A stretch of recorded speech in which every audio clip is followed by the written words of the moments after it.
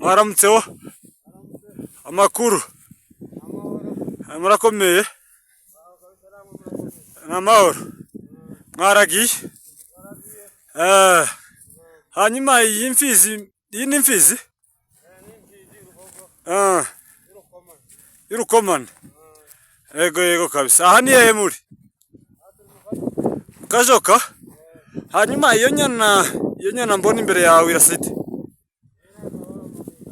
nakabamba mwigaju, izo zindi ziri haruguru nazo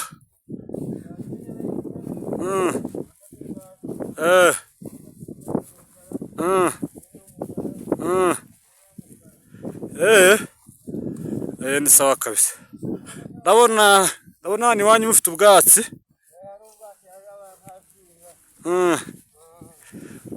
Hanyuma urumva iwanyu mu Kajoka urumva ni hafi n'isoko?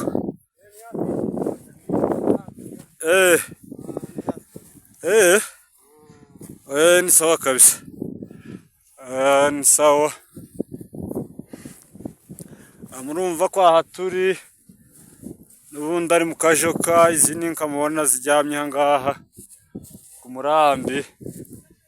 Izi ni inka kabisa, mwitegereje hari inka zimeze neza cyane, hari inka zimeze neza kabisa.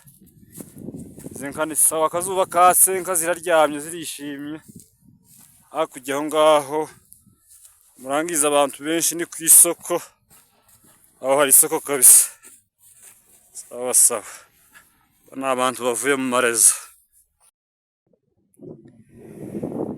Izi ni inka ziri ku murambi kabisa, murambi wa Mitamba. Inka ziguwe neza, izuba ryatse, aha hantu ni sawa. Umusozi murangiza iyo ruguru ni imisozi ya Renge, umusozi wa Renge ahantu mu marezo. Ni ibira byo ku Renge mubona. Aha ni Mitamba turi kabisa. Yego. Iyi ni isoko ya Mitamba iri hakurya yacu tubona. Ni isoko kabisa muhamureba.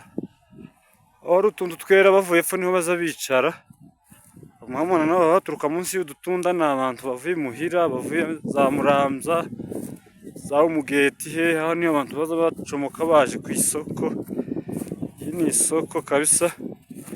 Hirya aho ngaho ni isoko ya Mitamba, imeze neza. Ubu harimo abantu nyine, abantu benshi. Abantu basigaye bahura n'abapfurero n'abanyamurenge, nta kibazo ni yaga. Ni amahoro kabisa, ubu nyine umutekano ni wose, ntacyo tubaye. Abantu baguwe neza, barishimye kabisa. Uriya narebye nitegereje neza, urabona abantu barakeye. Isoko kabisa ifite morale cyane, harimo morale mu isoko cyane nishi.